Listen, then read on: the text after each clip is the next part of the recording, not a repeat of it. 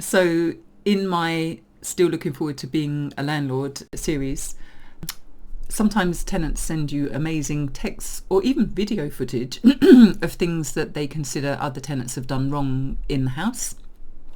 This is in shared accommodation.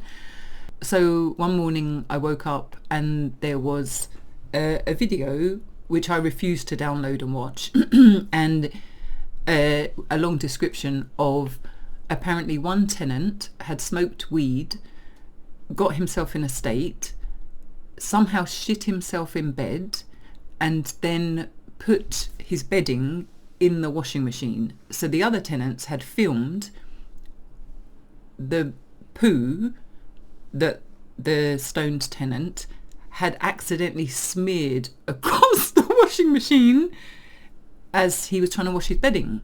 And because he was off his head, he didn't even notice that the shit was on the washing machine.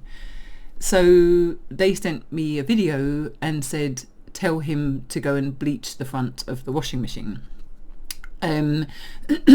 So the next job that you get is calling the tenant, because you can't put it on email, they're not going to see it. Lots of tenants typically use a different email address for job applications and home applications than they do for their everyday chatty stuff. And so I then called the tenant and said, hey, have you got a minute? And he was like, yeah, Carla, what's up? And I said to him, you don't have to speak, but you do have to acknowledge what I'm saying to you, because I could hear he was out in the street.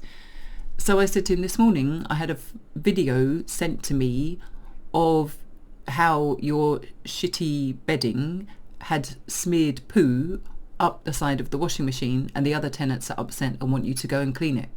And he was like, oh, all right then, Carla, thank you for letting me know. And I said, right, not a conversation I want to have again, so don't do it twice. He was like, no, I'll go and sort it out now. So still want to be a landlord?